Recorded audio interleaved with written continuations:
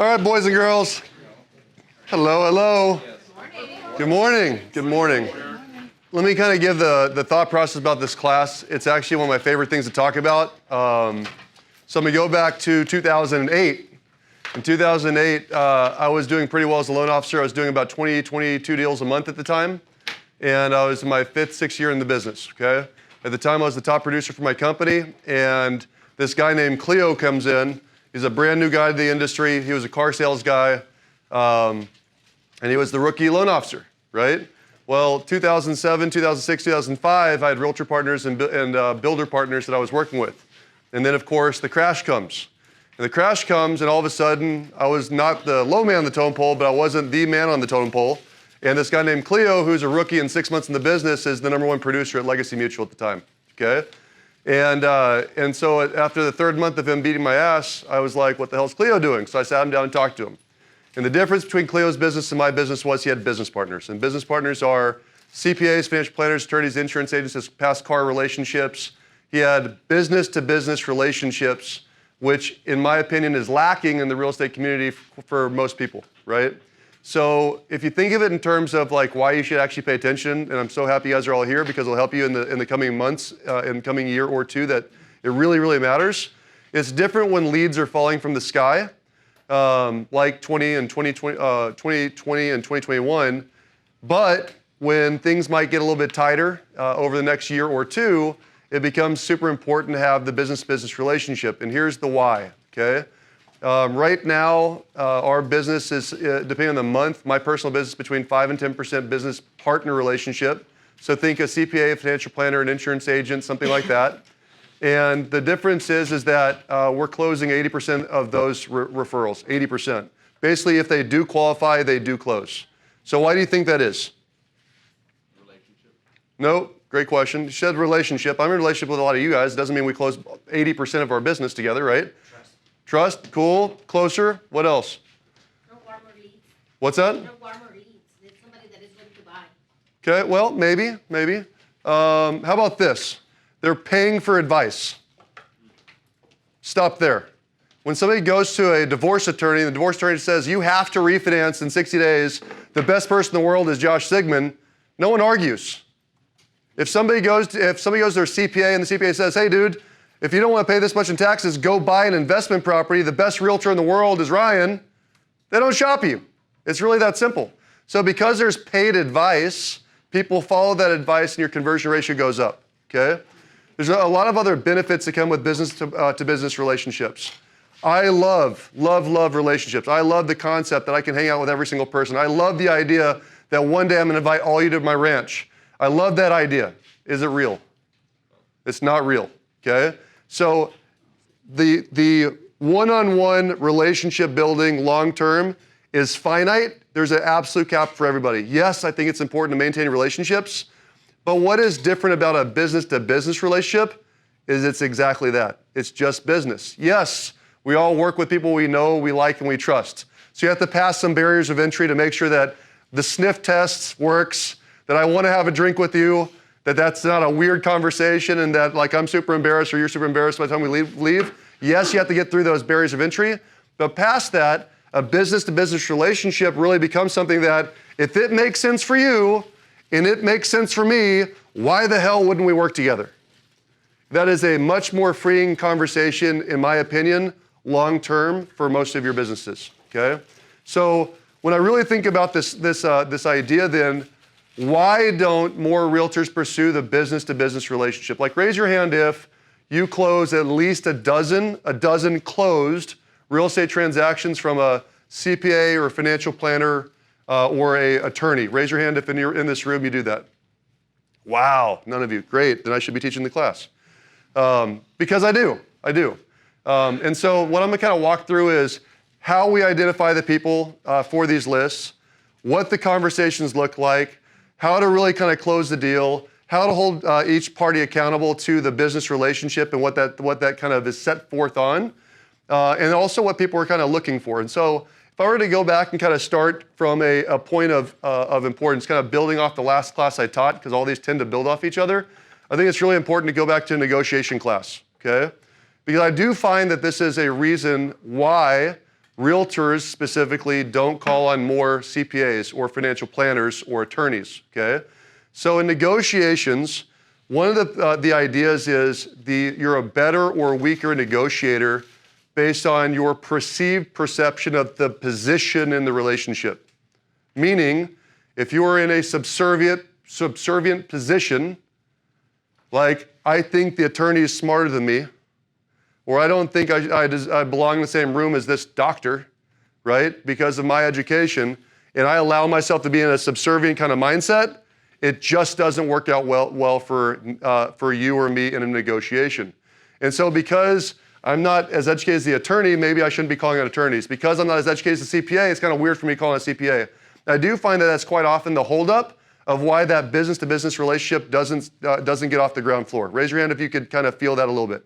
Okay, cool. So you got to get rid of that crap. So there's three types of positions in negotiation, right? You got the subservient, which it always ends badly. Could you close a deal or two? Yes.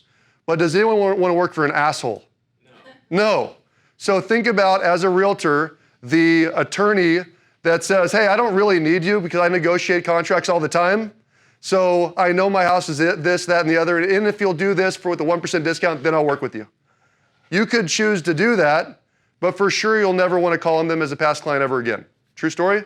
Cool. So then the next level of negotiations is that gunfighter mentality. The gunfighter mentality is that both people want to win, so it feels like you're literally in a gunfight, right? So the example I use all the time is a title company saying, we don't have docs, and the lender saying, yes, you do have docs. And there's like this pissing contest. It's like, what the hell's wrong with both of us? Like, let's just figure it out and get the closing table, right? With negotiations with agents, it's like $1 million deal is about to be blown up over a $1,000 repair. It's bizarre, right? So that gunfighter mentality, again, is not something that serves long term. And because of some types of occupations, there's that feeling, but my belief in the world, because I've got an optimistic view of people, is most people don't wake up in the morning trying to ruin your day. Like most people don't wake up in the morning thinking, I'm gonna be a jerk today, right? So if you just bring it to attention, like, man, I feel like we're in a gunfight, Celia. Like, you know, isn't there a way that we can work this out? This is what I'm looking for, this is what you're looking for. If we can do this, I want the relationship to be intact, because if we stay in a gunfight, one person's dead. Like that's how gunfights end, by the way, okay? The last one's obviously win-win. So I start with that thought process because if you're gonna go into a business partner relationship, at minimum, you should be considered an equal. But what I'm gonna try to teach you is that you've got the upper hand. I don't want somebody else to feel like they're subservient to me, right? Because I care about people, and that's not how I roll. But it's really nice to have the power position, isn't it? Because then I can ask more of relationships over time. So that's one thing I'm gonna teach you how to do, is how to put yourself in that position going into the relationship, okay? I wanted to start, I read this every morning, so for those guys that do leadership stuff, I read leadership promises for every day, every morning. I read this morning, I was like, this is actually kind of applies to what we're talking about. So today's date, it's not about position, but credibility. Our influence has less to do with our position or title than it does with the life we live. It's not about position, but production. It's not the education we get, but the empowerment we give that makes a difference to others. The key word is credibility. We gain credibility when our life matches our talk, and when we both add value to others and take care of our own personal needs. How are you doing when it comes to credibility? To find out the answer, look at these vital questions. Number one, consistency. Are you the same person no matter who's with you? Two is choices. Do you make decisions based on how they benefit you or others? Three is credit. Are you quick to recognize others for their efforts when you succeed? Four is character. Do you work hard at your image or your integrity? And five is credibility. Have you recognized that credibility is a victory, not a gift? Okay? I think that very much speaks to how the approach with business partnerships needs to be taken. Because one thing that I find that, I'll just poke fun at lenders and myself, okay? Like I know that you've never met with a lender before ever that promised the world, and it smelled a little bit different after the first transaction, right? So it's the question mark of, do the actions and the words match, okay? Well, you only get one shot with a business partner. And that's why I'm starting with this. You only get one shot. If this person has any value at all, if they've got a good, vibrant business, they might try you out, but the question is, are they going to keep going? And so here's what I want to kind of make you guys think about when it comes to business partnerships. So why do people work with you? This is the question, okay? So the first reason why people would start working with, and again, let's get past the barrier of entry, like sniff test is good, we met, whether it was warm referral or not doesn't really matter. I like you enough to try you out, okay? But the real answer is it always starts because there was a perceived problem that you solve. You needed somebody pre-qualified, I can get them pre-qualified, as an example, right? But it always starts with a perceived problem that you can solve. But that is just the starting point. Most people don't think about the second and third step, okay? Second one is, why do people keep relationships, okay? So the answer is they see long-term value in the relationships. And this is the key. They understand their values, which is what do they care about, what matters to them most, but they also understand the outcome, which is how do they win? If you understand how they win and you're in alignment with their values, you have a better chance of keeping the relationship intact long-term. You want to disagree with this so far? Okay? So the last question is enduring relationships. Like, why are there some relationships that like stand the test of time? What's your guys' answer? Expectations, what? Trust, okay, cool. So I want you to write down literally I want you to write down 3 names of the 3 people in your life, business or friendship or otherwise, doesn't matter. 3 people in your life that are like, these are my ride or die. Write down three names for you, your names. Ride or die, business person, friendship, childhood friend, I don't care. Okay, I've got my personal belief about why all these people are your ride or die. And I think that if you look at the names, you're gonna be like, yep, they showed up when you were at your weakest moment. When you're in your weakest moment, they showed up. They were there for you, they didn't judge you, you went through a divorce, you lost your boyfriend or girlfriend, your mom died, your dad died, they were the one that showed up in your weakest moment with no judgment, and they went through that with you. Anyone disagree with that on your list? Okay, cool. So the enduring relationships are about showing up when it's really, really tough. What I find is in business partnerships, quite often, right when things get tough is when people are like, that's a little bit sticky. So let me give you an example. Money, okay? Businesses revolve around money. The rule of business, the number one rule of business is to make a profit. So people get really stressed out when there's no profit being made. And so when people find out that there's no profit being made in this business, what do most business partners shirk away from? That business, as opposed to leaning in and trying to help them figure it out and show me your P&Ls and how can I help you get another client, or let's take a look at the way you're running your business, right? People lean in those enduring moments, those really tough moments, or people really shine. It's also when people save you, okay? So I'll give you an example. We had a client that was going through a divorce, but wanted to buy in Texas. The client was from New Mexico, wanted to buy in Texas. We have obviously community law stuff here. He wanted to buy a primary residence, so the wife had to sign. We informed this person of this, right?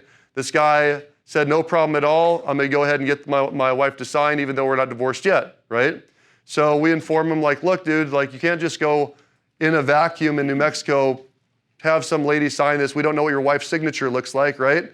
So you need to get her attorney or somebody else to help you out.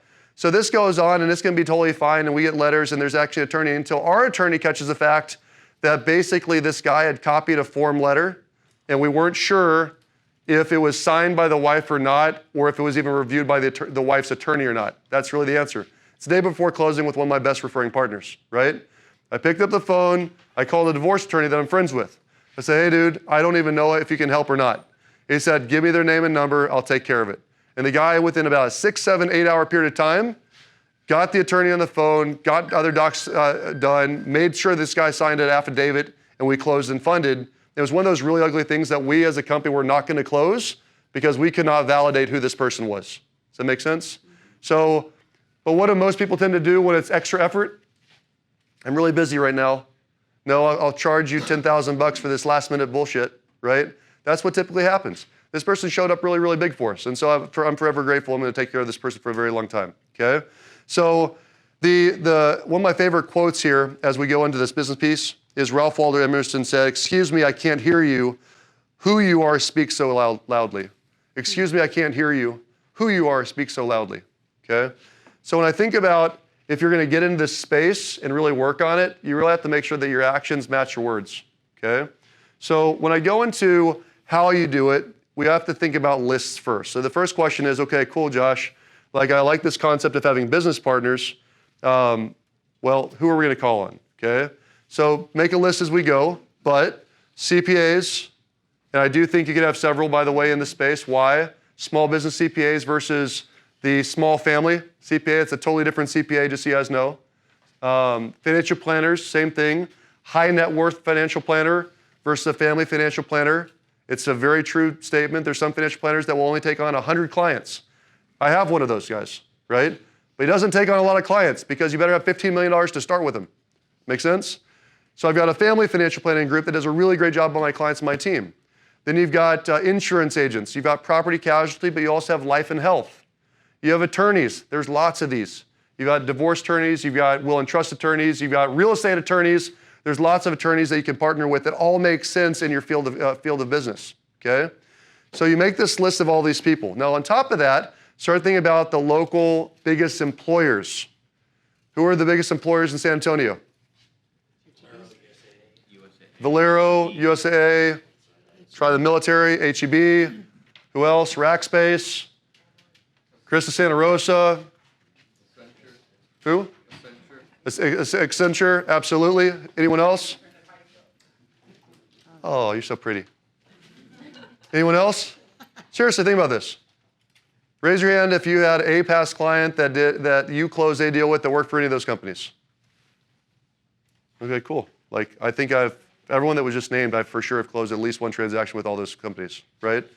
What's that? Southwest Research. At Southwest Research Institute, absolutely, SWRI. Here's my point. So you keep on going through the list and brainstorm. It's a brainstorming session for you at your office for 10 minutes of the dream list of anyone that I've worked with, would like to work with, any company I've worked with, any company I'd like to work with. It's any occupation I've worked with, any occupation I'd love to work with. That's the starting point. You got to come up with your list, okay? I was asked in a class 3 weeks ago that I was doing a class over at Keller Williams, and I was asked, what's one thing I wish if I could go back to the very beginning of my career and start all over, what's one thing I would do differently? It was a very easy answer for me. So I hope you guys pay attention to this answer, okay? It was, I wish I had kept a catalog of every single employer and occupation of every loan I ever did. Because if I could organize, search do a search for, I need a dentist, I've probably done loans for 50 dentists in San Antonio. If I needed to my son broke his arm and I need a surgeon, like a pediatric surgeon, I could do a search. I've probably done it for 4 or 5 surgeons locally. But I didn't organize that way. So if you guys can have the ability, starting off or even at this point, to go back and organize, understanding that you are wired in this city based on your clientele is a good starting point to understanding the business-to-business mentality. Does that make sense? So you create your list. So then you say, okay, well, Josh, I love it. I'd like to work with a CPA or financial planner, but I don't know any, okay? There's 2 ways to get these people. There's 2 ways to start filling out this list and getting warm introductions or not. The first way is the good old-fashioned cold calling. It does work. If you want to go in the phone book, if there are still phone books, it turns out you can Google top 10 CPAs in San Antonio or whatever. They'll give you a list of 10 to 15 of them. Just start calling. That's one way to do it. I don't like that way, but I have done that before. Brynn and I used to do that years ago, okay? What I do is this. And so we'll get you a copy if you want to get a copy, and we can get a link. But with every single pre-approved buyer, we send out this entire package to your clients that you send us. But one of them is the All About You form, okay? The All About You form has 2 functions for me. One of them is for VIPs, which we'll get into, but more importantly, the bottom section is something that is a way that I initially built out my business partnerships, okay? So at the bottom of it, it's literally the business stuff. And I'm gonna read this out loud, and you guys can get copies, it's not a big deal, but this is what I want you to think about. During a normal If you have a hospital visit, if you have to go to the doctor for your annual checkup, what's the first thing that everyone does in their office visit with the doctor? What's the first thing that happens? Paperwork. How much paperwork? Like how many pages? 10 to 15. Right. Like you literally sit there and fill out your life story again every year that you go in, okay? A good CPA does what every year? What do they send you before tax filing? What do they send you? A checklist of what? All the shit that might have happened in your life in the last 12 months. Have you bought a big car in the last 12 months? Have you bought real estate in the last 12 months? List off your W-2s? Do you have any K-1 income? Do you have any other corporations I need to know about, right? Like a good CPA, you get that list every year, and then I did buy a car, and I'll get that information over. Don't forget your mortgage interest statement, right? So another checklist. The same thing applies, it turns out, for every freaking profession except for ours. When I say ours, I say realtors, because lenders actually have to fill out a lot of paperwork, it turns out. We have to fill out your entire life story financially. But my point is that outside of whether you choose to do a buyer's rep, actual presentation with checklists, or a really good listing agreement with checklists, the reality is that most of the financial information is not asked of the average realtor's clients. True or false? Cool. Do you think it might be important to know if there's other important people in that person's life that helps make decisions? Like, have you ever had a financial planner talk one of your clients out of buying a house? Mm-hmm. It has for sure happened, you just didn't know it. It for sure happens. I know this all the time. A financial planner, so your client was going to take out on a $300,000 house, they were going to take a $100,000 withdrawal from their retirement to go buy this house. What is the financial planner's interest in? Keeping the cash. So you don't think that they don't talk your clients out of that sometimes? For sure, okay? We know that every real estate transaction needs insurance. We know that every time you buy a house, in my opinion, you should have a CPA for at least the year that you're buying or selling a home. Does anyone disagree with this, right? So would it be normal and appropriate to ask, hey, Anna, do you happen to have a financial planner that you work with? Fantastic. Do you happen to have a CPA that you work with? No? Do you happen to have a great insurance provider that can shop around for insurance options for you? Play along. Yes. Yes, you do. Fantastic. How about, listen, this might sound like a weird question, but I want to make sure everyone's involved. Do you have any corporations or anything like that I need to know of? Like, are you going to buy this in an LLC or in your personal name? Yes, I do. You do have one. Do you have a will and trust attorney that you work with that? You don't? Okay, cool. So you see how it'd be very normal for me to ask questions like that? It's not out of the realm of possibilities for any realtor to ask these questions, okay? So what you literally do is, if you have part of your buyer's rep meeting or your listing appointment meeting, you literally sit there and ask, and all it is occupation. The first is what the occupations are, whether you have referring partners or not, it's what you're looking for. First column is everyone that you have or that you want. Everyone that you have or that you want. The second column is just simply yes or no. Because I can get 10 or 20 yeses or nos in less than a minute. So it doesn't get really weird. Like what I don't want to do is say, hey, Anna, do you have a CPA? Yes. What's their name? What's their phone number? What's their email address? You see how if I got to the third person that I could start to feel a little bit of stress being created, right? Yes, no, yes, no, yes, no, yes, no. Okay, cool. Hey, listen, I think it's, as you might know, you have to get insurance when you buy a home. I gotta be completely honest with you. Like, in my opinion, in this day and age, you should have a 10 out of 10. You said that you don't have a great insurance provider, you just kind of go online, is that true? Tell you what I'm gonna do, when we hang up with this, when I leave this appointment, I'm gonna do a 3-way text with Eric just to give you an introduction. I just wanna make sure that you have a great insurance provider to take care of you, okay? Cool. So I'm gonna do a 3-way text. Now, why would I say that out of the gate? Let me help you. This is really important for everybody. Teach people how to refer you. Teach people how to refer you. Does the normal CPA have a freaking clue how to refer? No. Does an attorney think about you? No. So you have to teach people how to refer you. So the first step as I go through this is, hey, you said that you have a financial planner. So my point is, everyone that's a no is an opportunity for me to refer my business partner every single time. Andrew sits in my loan apps 1 day a week, every single week, just for training, right? I give out at least a referral or two to business partners every single appointment, every single day, and I run about 6 appointments a day every single day of client appointments. Two referrals to every client, 6 times a day, every single day, for a decade or so. Does that make sense? So how many referrals have I given out to my business partners? In 24, a dozen, 2 dozen a day. Hundreds is the answer. Hundreds and hundreds and hundreds to CPAs, financial planners, attorneys, insurance agents, hundreds of referrals. Hundreds. Okay? So let me ask you a question. Let's go back to the beginning. Remember that subservient mindset? If I am giving more referrals to my business partner than they're giving me, who's in control of the relationship? Does that allow you to have a more difficult conversation if you have to? Yes. So going back to why so many realtors don't pursue business partners in the first place, this is a way to level up where it's like, look, if your job is to give more referrals, to provide more value than you ask in return, it makes it easier to ask for things in return. Does that make sense? Okay, cool. So all of the, no, I don't have one. Yes. Which piece? The last line.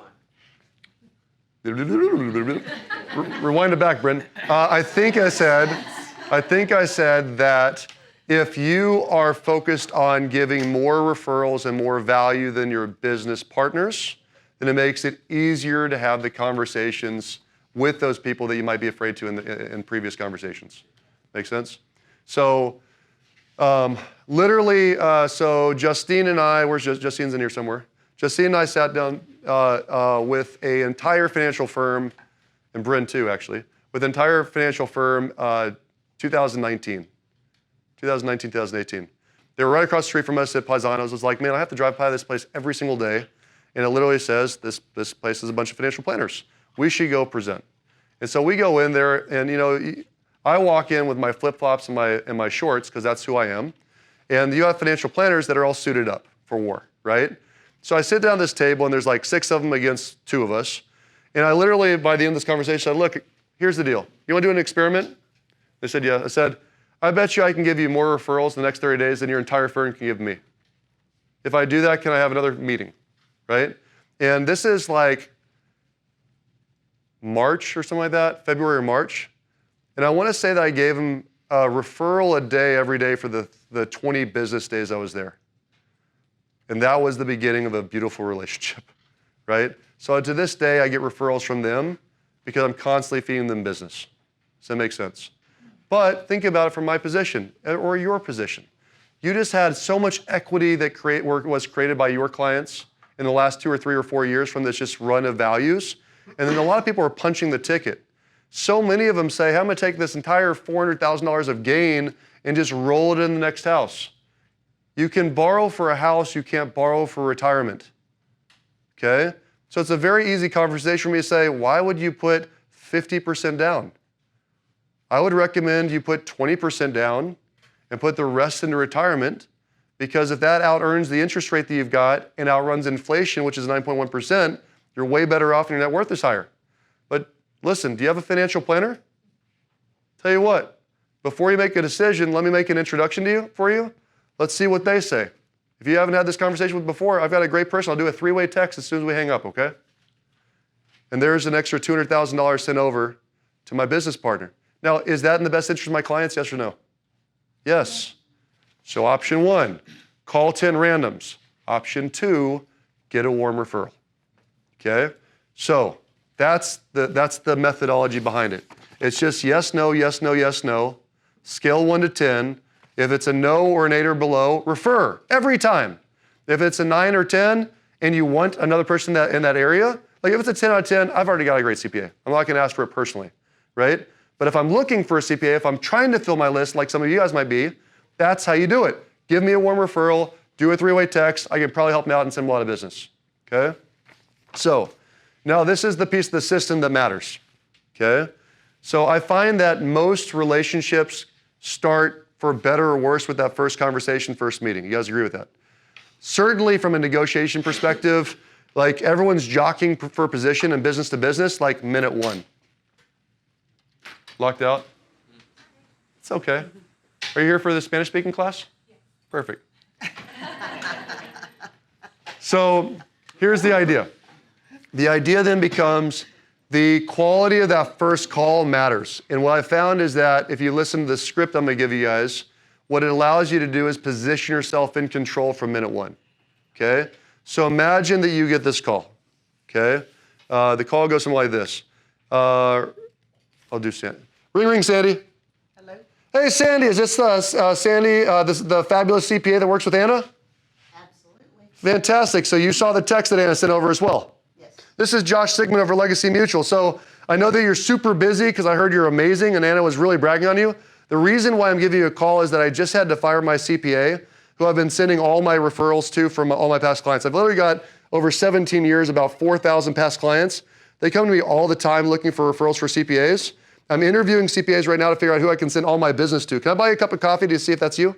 Yes. What would you say? I'm interviewing people to see who I can send all my business to. What would you say? I'm interviewing people to figure out who I can send all my business to. What would you say? That's literally it, right? So if it's an interview, the reason why, it might be a 1-minute conversation. I don't want to wait 15. There's nothing to sell until you're face-to-face, right? All I'm trying to do is set an appointment. The fastest way to setting the appointment is, hey, I'm trying to figure out who I can sell my business to. Now, if I actually have a system, can I find ways to send this person business? Yes. So a lot of you guys are afraid of the business to business because I'm afraid of saying I can give you something I can't give you. But the system creates the referrals, but the system also creates the introductions. Does that make sense? Okay, cool. So now, Sandy, of course, says yes. There's only one type of group of people that says no, and that's okay too. It's a longer game if you want that person, okay? There are certain people that their books of business are full, okay? So I want you to think in terms of like one of my financial planners is high net worth, and he just doesn't take on many people, right? My old CPA, T. Willis, was also retiring, and so she wasn't taking on any other people. So there is that possibility. So at that point, you have to make a gut decision of, do you want to meet with them anyways and see if there might be an introduction? I'm glad I did it with T. Why? Because T sold her book of business to Kylene, who is my CPA, right?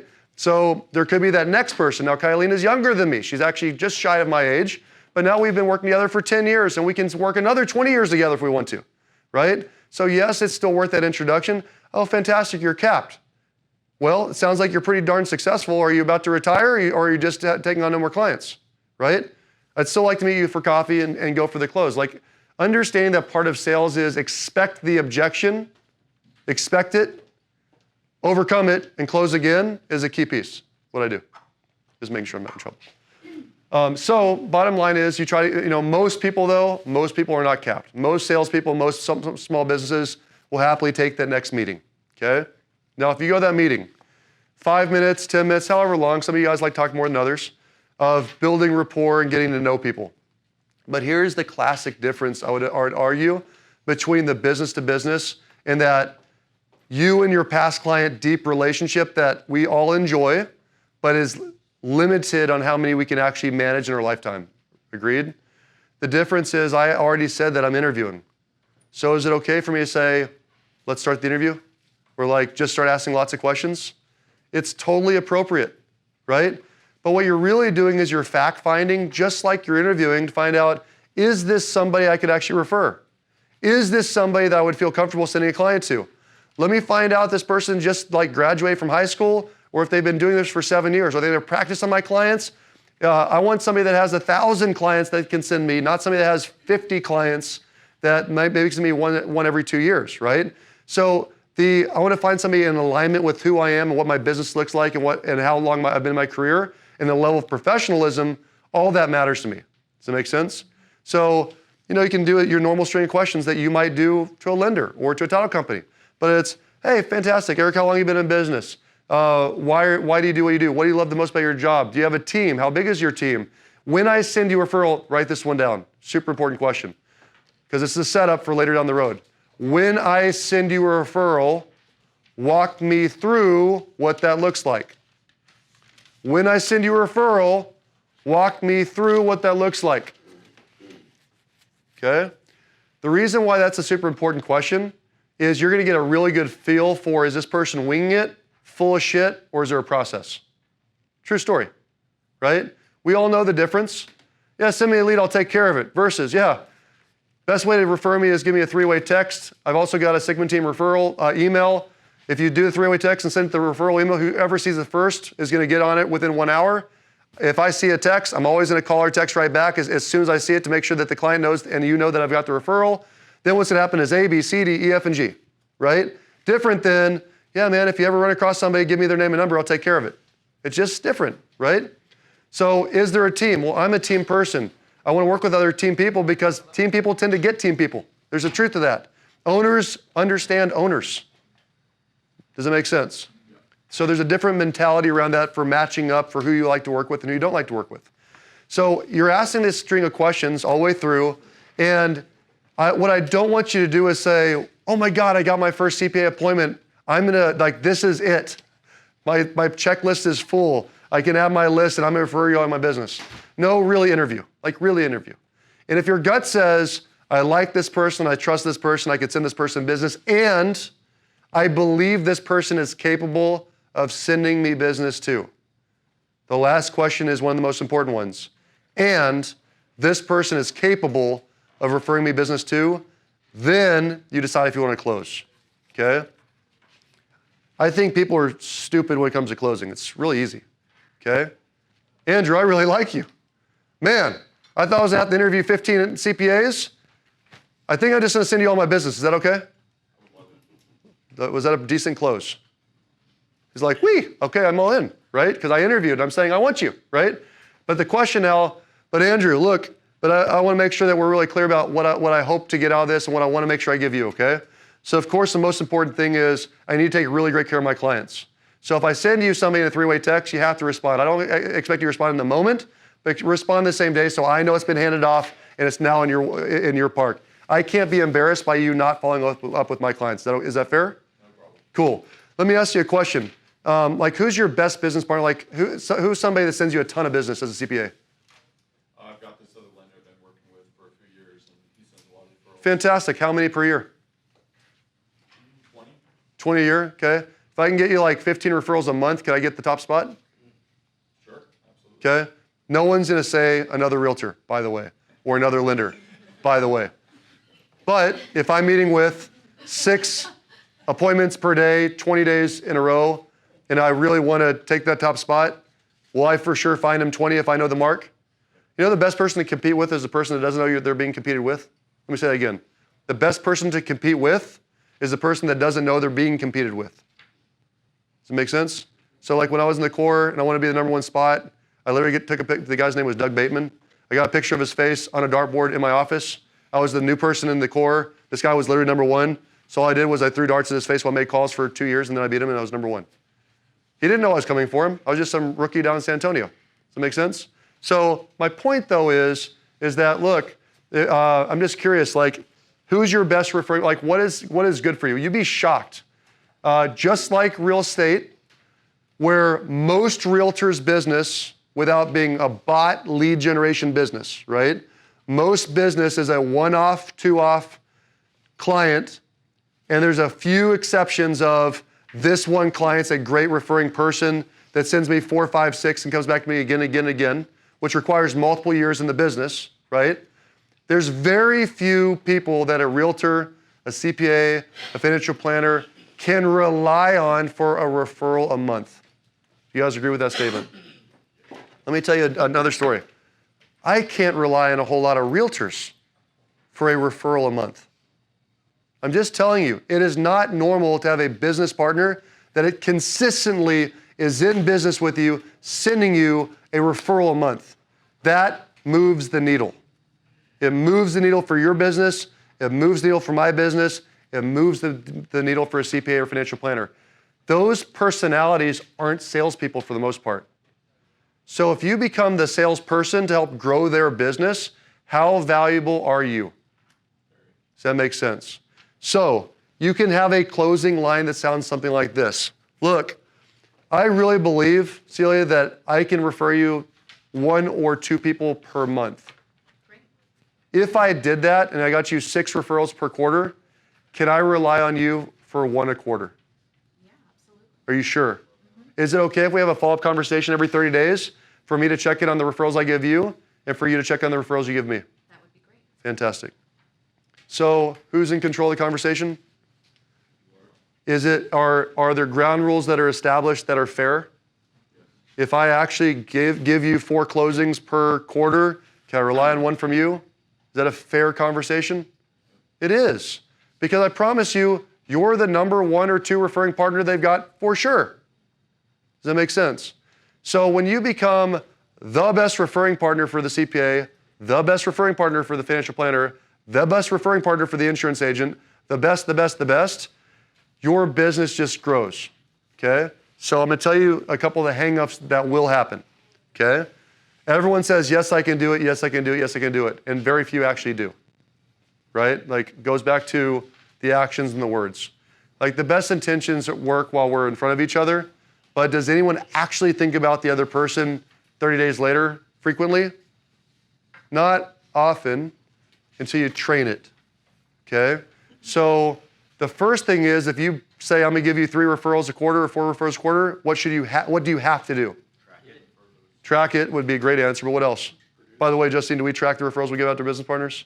Of course not. Yes. Fired. That's the answer. Not only do you do what you say you're gonna do, but like destroy that number. Like, be obscene about it.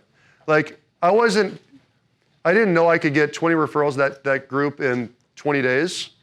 I knew I could get a lot. I knew I'd beat them. How many referrals do you think we got in the same period of 30 days? We gave 20 referrals in 20 days. How many did we get back in the same 20 days? 0. We got 0. We got 0. We got 0. Let me say it again, we got 0. Okay? Is it their fault? No. It's not their fault. It's not their fault. I haven't trained them. I'm a professional fucking sales guy. I've been closing people and referring people and being referred for lots and lots of fucking years, right? So when you have a new mentality that's not a trained sales professional, you have to train them how to refer, how to find, how to look, how to influence. That's part of the process, okay? But I already gave you the key. The key is, what does every financial planner, doctor, insurance agent have in common? What do they all have in common? An intake form, a client intake form. That is the secret. They all have the client intake form. Fill this out in the waiting room. Here's the checklist for the CPA. So what do you want added to the client intake form? Are you thinking about buying or selling real estate in the next 12 months? Do you have a mortgage? What is your rate? That's all we added. So I said, hey, we gave you 20 referrals last 20 days. Did I keep my promise? Yes, you blew us away. Yes, I beat your entire fucking office. We didn't get any. I love you guys. I love you. Could you add these 2 things to your client intake form? And magically, really great people that were really great people before, just normal course of business, checklist item, oh, do you have a CPA? Yes, no. Do you have a financial planner? Yes, no. Scale 1 to 10? Yes, no. Magically, because it's just part of the process, you're teaching them how to find referrals for you. Does that make sense?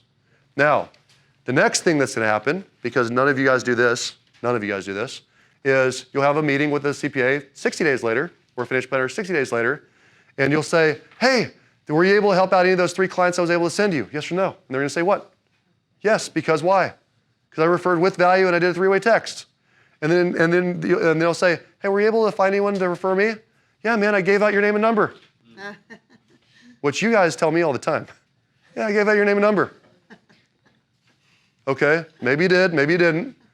But let me ask you a question, Celia. When I refer you, what would you like me to say about your client? When I refer you, what would you like me to say to my client about you, about your business? How would you like to be referred?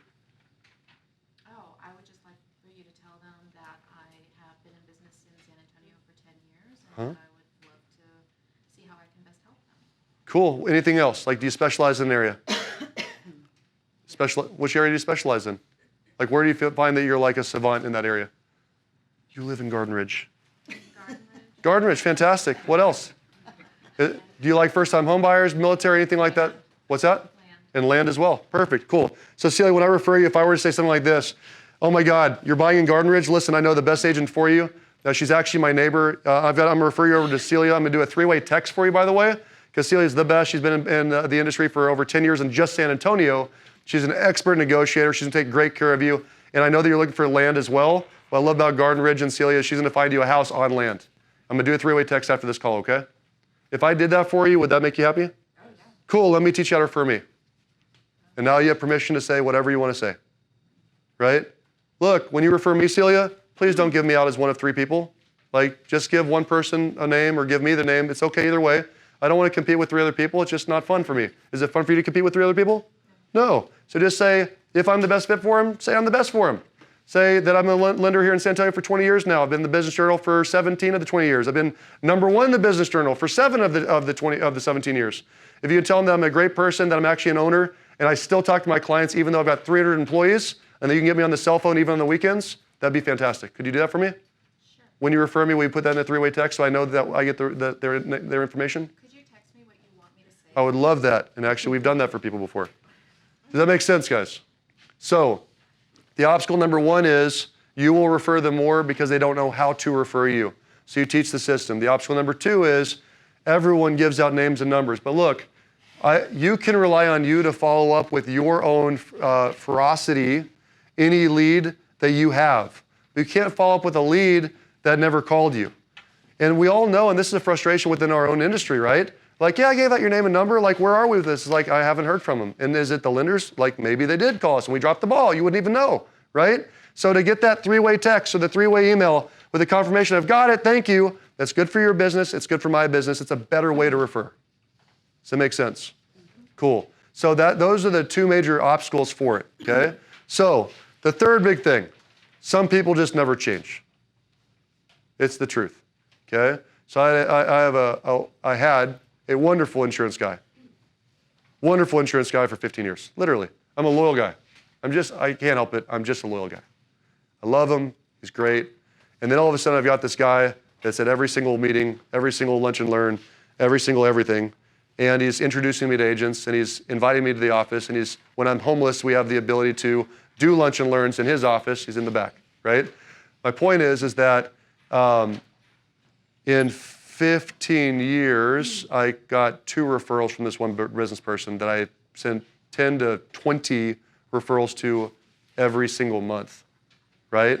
He took great care of my clients. Does that serve a great purpose? Absolutely. It absolutely does. Until you find a great person that takes great care of your clients that also helps you with your business. Does that make sense? So we have to understand that business to business, it's finite. When it comes down to, unless like our kids are playing soccer together every weekend, so we're like really gelled and friends, or we grew up together, or I saw naked pictures of you. Like, there's gonna be a finite end if somebody else better comes along. And so what the idea then becomes is, what other points of value do you add? Like, everyone says I give good service, right? I would say that we all give about the same. We all have moments of greatness, but in this room, we all give pretty close to the same thing, right? All easy deals are easy for all of us. We all look good on an easy deal. We actually pull it off, and the client doesn't even know that we pull things off sometimes on the hard deals, right? But the reality is we have to find other ways to add value.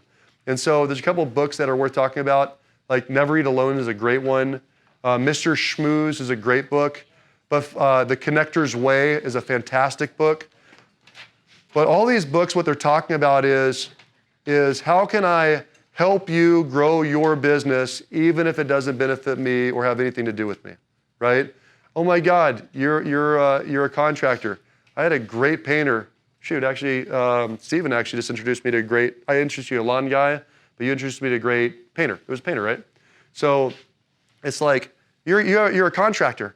I just had this great painter. Like, you might be able to help this guy and he could probably help you. This guy like actually showed up when he said he was going to. He actually did a really great job and he didn't charge more than he said he was gonna charge. You guys should talk. Wouldn't any business person like to find reliable contractors? Anyone, right? So that connector's way, the finding the introductions, the helping them grow as a way to add value if you can't give referrals. I do things like this. I do things like coach. I try to help all my agents make more money.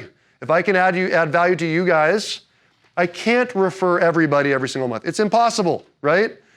Usually I'm the last person to know about a house and selling the house. You guys are the first person, right?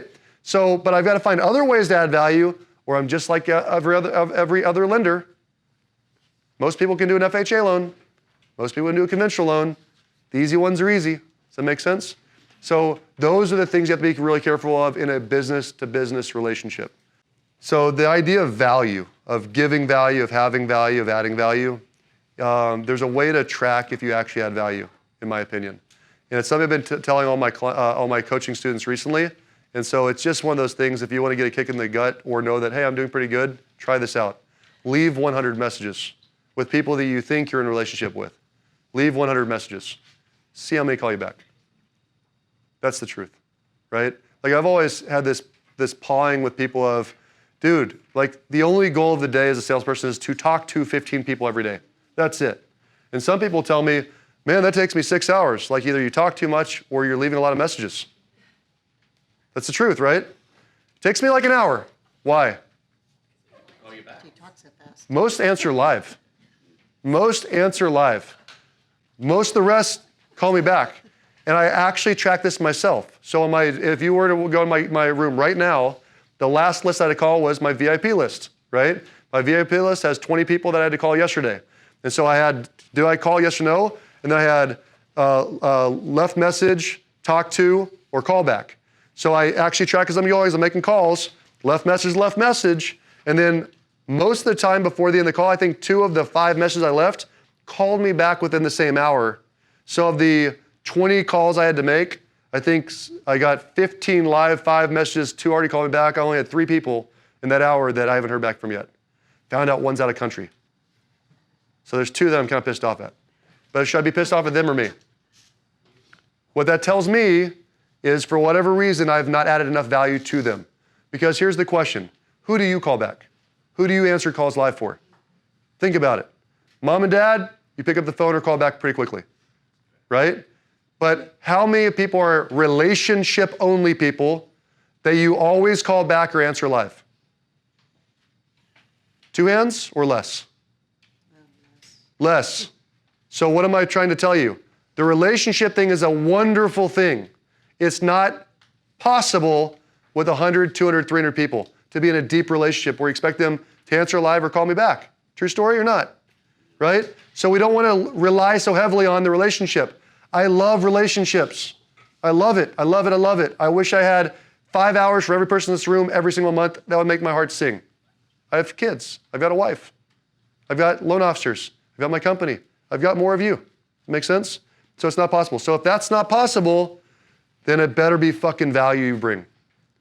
If you add value, people show up. If you add value, people answer the phone. If you add value, people call you back. So be careful about that. If you leave 20 messages or 100 messages and 5 of them call you back, work on the value add, work on the messages you leave. Does that make sense? So where can you find value, by the way? 4 or 5 pieces of value you can do in a conversation in 3 to 5 minutes. What things can you do? Market stats, industry info. Yep, what else? Offer CMA. Market info. Contractor resource it. Okay, so let's just say market info. I've got a referral for you. People always tend to call you back, right? I've got an introduction for you. People always tend to call you back. I read a great book and it reminded me of you. I want to talk to you about that. It's the truth. Like when I read books, I read them like all the time. I literally start to think of people in my mind of, oh my God, this will apply to you. Like I literally just an Anna one 2 days ago, right? But she's in a crazy part of her career right now. And I read this book. I was like, oh my God, this is going to be perfect for her right now. So it's something we got to talk about when we had our conversation yesterday, as an example. Does that make sense? So those are some things you can do. Following up on something that was important from a previous conversation, like, what are you doing this weekend? Oh my God, we're going to go to an All-Stars game. Call the next week to ask about the All-Stars game, about the kids' All-Stars game. That shows that I care about you, right? And I'm listening to you. The act of listening is adding value. Do you guys understand that piece? Like prove that you're listening, you're adding value. So there's lots of ways you can kind of trick the system. But that's one thing. Outside of that, I want to kind of wrap this kind of concept up. So I alluded to this idea of VIPs, and it's really important to talk about this because now you've got business partners. By the way, my business partners, so let me kind of give you a tally. This week is Thursday, right? I have spoken to one of my 2 financial planners already this week. I texted the other one. I spoke to my insurance agent by text 3 times this week. I spoke live to my CPA twice this week. I spoke to 2 of my attorneys this week. Trying to think of who else. I'm already at 6 that I can think of off the top of my head that I had in conversations about business and nothing else this week. About business and nothing else this week, right? So one of the things I did yesterday, because I knew I was going to be teaching this, is I wanted to ask the question. I was like, out of curiosity, I'll just use Eric as an example. Out of curiosity, Eric, why do you call me all the time? Because you know financial planners, they typically set it and forget it. You guys get that, right? Like, they get the money, give me money, set up on autopilot, and I'm going to go get the next person. We're all guilty of that too with some of our clientele. We are. We're all fallible. But that's, usually the squeaky wheel gets the grease. I was like, you call me all the time. You set lunches with me all the time. You're sending me referrals. I'm out of curiosity, why? He said, well, I quantified it once, and I think you're at $32 million of assets you've sent me. Not me, like the clients I've sent this person. 32 million. Is that adding value? Yeah. Right. Like, that's opportunity, whether he closes it or not. That's a lot of money opportunity-wise, right? My CPA, same thing. So the one that was capped, that I started working with, I've gotten her so far with her. She did it herself too, but she actually capped this year. Like, she doesn't want any more clients. That's how far she's gone, right? So out of curiosity, why do you always answer my call? Because you helped me build my business, right? So when you start thinking in terms of who can you run alongside of for a long period of time and grow together, remember I said one of the big things was, like, why do people stay with you forever? And we put down that list of 5 people, like your ride or die, or 3 people, the ride or die people. I went through some hard times with those people now. They've been through some hard times with me as well. We've made it through the ups and downs. Like, any relationship with absence of conflict is not a real relationship, in my opinion, right? So Ryan Anderson is my financial planner since I was 21 years old, okay? He's a family financial planner, and I still refer him every single month. I've got half my team works with him. He's a great dude. And I remember about 5 years ago, I called him up. I said, man, I have not heard from you in a year. And I noticed that this is 2018. I said, and the value of my portfolio went down, and I haven't heard from you in a year. Like, this bothers me. So we sat down, we talked about it, and I said, look, I don't need much. I just need to feel like you're watching my shit, and I need to have lunch with you 3 times a year. And what happened immediately? Every 3 months, every 4 months, on the calendar, he sets it, we go to it, he brings stuff, I feel secure. So we went through some conflict. So will I keep referring him business forever? Yes, I will. That's just the answer. So you have to understand that you have to be able to get through those hard times. And I find that most of the time when we hit that point of conflict with a business person, so many people that are I personalities, which is half this room, which are I need to be liked, they don't like to have conflict. Because they don't have conflict, it's easier to just go away, to end the relationship, to just not call back. It's easier for me to just not refer you again than say, Josh, you fucked up on my last deal, buddy. It's easier. But the ones that we can get through those low times, I respect more. You respect more. And if you look at that the same way with your other business partners, you'll go further. Because the 10-year business to business is not normal. I've got some that are 15 and 18-year business to business. Any of you guys been in a BNI group before? Mm-hmm. Of my original BNI group, I still have 3 of them that refer me every single month. From my original BNI group, which was like 17, 18 years ago. So do you think we've seen it all? Yes, those are my ride and die in business. So when I think about 2022 and 2023 and how it's going to be tougher, right? We still have a great market, so I say that over and over and over again. This is a great market, don't kid yourself. There's actually more sales year to date this year in San Antonio than last year in San Antonio. Right this second, there's more listings in San Antonio year to date than there were listings in San Antonio last year. There's fewer iBuyers, so that means that you realtors have less competition. There's more market share. But all I hear is the humdrum of the market sucks. It doesn't suck.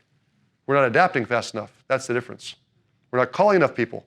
We're sitting on our laurels waiting for shit to come to us. It's just not falling out of the sky like it did last year and the previous year.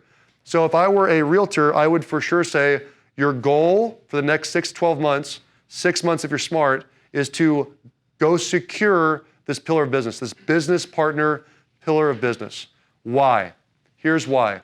When do all CPAs talk to at least once all of their clients? What time of the year? First quarter, before tax season. When do all financial planners talk to their better clients? What period of the year? The fourth quarter. So they can tax harvest or they can move money around or do whatever before the end of the year. When is real estate typically fucking slowest? The end of the year, the beginning of the year. January, February, March. So if you take the time for the next 3 or 4 months to go after CPAs and financial planners and insurance agents and really go after that, then you set yourself up for the additional leads, which close at a very high percentage by the time everyone else slows down. Does that make sense? Yes. Cool. By the way, when do the majority of divorces happen? There's a month. January. Why January? Don't want to fuck up Christmas for the kids. That's serious. The majority of divorces happen in January, right? So the time is now to act on a business partnership. Does that make sense? Cool. So my final thoughts is this, right? Like I had to get on a couple of my coaching students yesterday for their good because I love them. I care about my coaching people. But I had to get on them. And the reason I had to get on them is because what I see is, because I've been through 3 turns in the market already, this will be the 4th one, I've seen it. I know how it works, okay? Imagine a tidal wave on the way. Tidal wave's moving. We all can feel it. Everyone feels like there's a shifting of the tides, right? Tidal wave's coming. So there's the majority of people, they get crushed by the tidal wave. That's why you see in market shifts, 1/3 of the industry washes out, right? There are a few people that start swimming before the wave gets there. And what do people that swim before the wave gets there do? Catch the wave. They catch the wave. They surf. They get ahead of it and they get some momentum. The majority of people that are left in the industry get passed by and they start to swim when it's too late. So even if they have a spouse that has income so they don't have to make so much money as the next realtor, or even if they have some staying power because they've got some cash in the bank to make it, they start swimming too late. So they survive, but they don't thrive in the market. And what I've always seen is there's major leaps in market share for loan officers and realtors that start swimming on the backside of the turn because they're doing all the work early, they ride the wave, they get the double bounce, and on the flip side, everything's beautiful. Does that make sense? So you gotta start swimming. So what that looks like to me is you gotta have 15 conversations. You gotta have at least 15 conversations every day. Not calls, not voicemails. You gotta have 15 conversations a day. You gotta work on adding more value. You gotta work on being a better business partner. Your goal today is to give out 3 referrals, 5 referrals. Give yourself a giving goal. I wanna support my business partners. I wanna help these people make money. If you're helping them make money, will they probably help you make money? Yes, that's how you get through these tough times, okay? So that VIP list, what I was finishing up with, I don't care who you call it. I think that all the business partners we list are certainly on there. I think you can still have some of your very, very, very best past clients that are the walking, talking billboards should be VIPs. I think you still have some personal friends that are in your SOI that are VIPs as well. You know, I would say if there's a minimum standard, you should have at least 50. You should have at least 50 VIPs on the list. Why? Because you got to think in terms of 1/3 of them will never refer you ever, even if it's the best intention. A few of them are going to be rock stars because they already are, and we want to nurture the middle to make them rock stars. So 50 is the minimum, just to make sure that we've got enough people referring us consistently on a monthly basis, a warm referral, referred the right way by a 3-way text or whatever you see fit, right? The goal should be many, many more because I believe you can have 100 or 150 or 200 VIPs on your list as long as you're focused on high value. I cannot have 150, 200 people on a list focused on relationship only. That's the difference. You can have 100, 150 if you're focused on high value output. Does that make sense? So what do you do with the list? Everyone gets spoken to every month if you're fewer than 50 people on the list. If you're 100, 150, every quarter at a minimum, you would talk to them all. But the goal should be on a monthly basis. I'd say the majority of this room, fewer than 50 or at 50, every single month, every single person's called every single month. You should see them all every single quarter, without exception. You can't build relationships virtually. You can kind of maintain them. You can't build them virtually. So you got to see them quarterly, right? A great idea would be a quarterly client appreciation party or quarterly VIP party or quarterly VIP happy hour or doing even small groups of 5 or 10 people flipping hamburgers in my house. I'm going to cook. I'm going to have some whiskey. Come over to my house, 5, 10 people in a small place. That sounds pretty good to me, right? 5 or 10 people at my ranch with me, building those relationships with VIP. That works, right? So you're going to see them quarterly at the max. You want to gift them. I would say gift at least twice a year, minimum twice a year. Some people get caught up on the expense or what should I buy, okay? Personalized small gifts go way further than the gimmick gifts. Like, I forget who I was talking to. Someone was telling me that, oh, I actually know who was telling me. I'm not going to say who it was.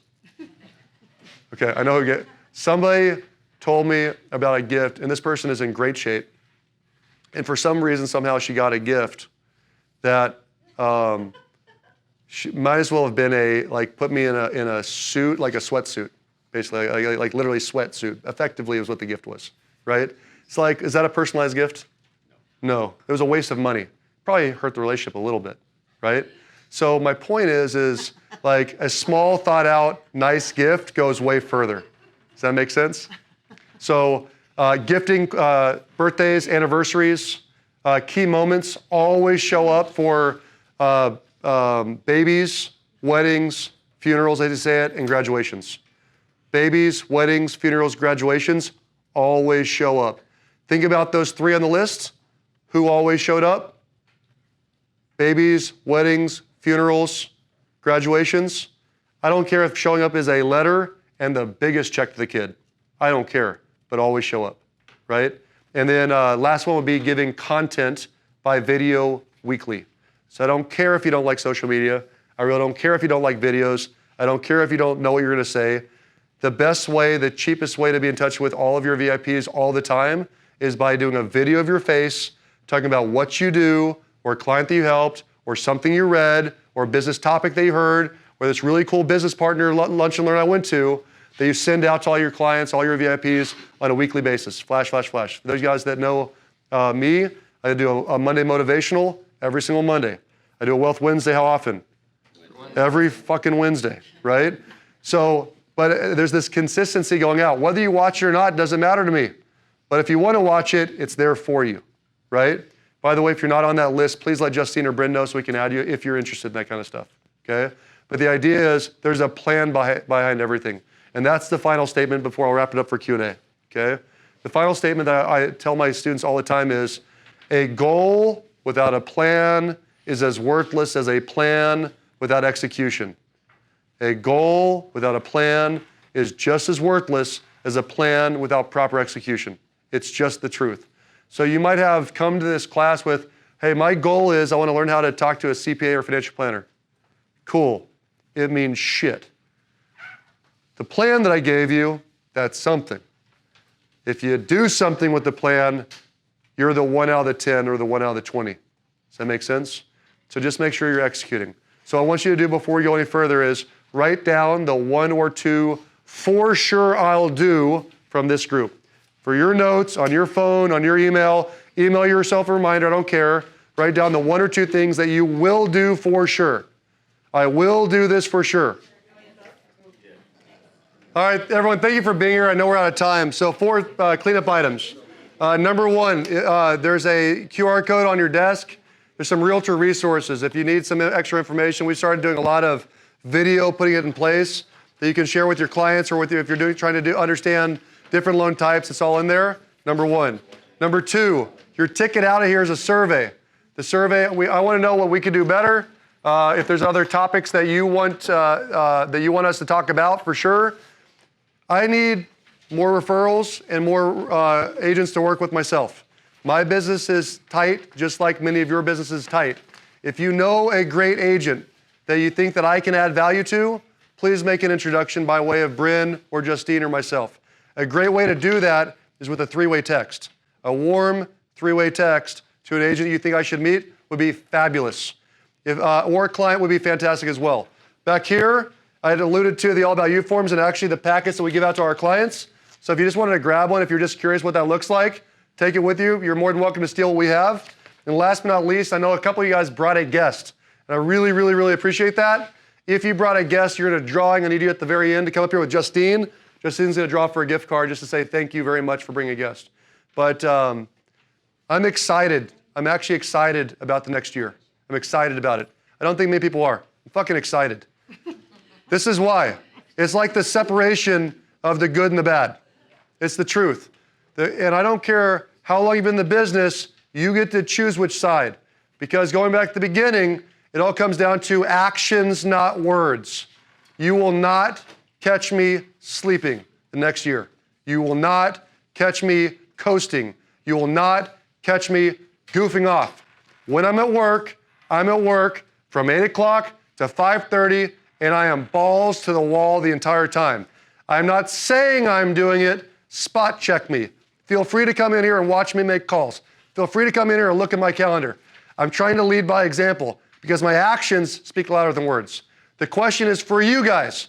You say you want to be a great agent. You say you want to be a great insurance guy. You say you want to be a great filmographer. I don't care what you say you're going to do.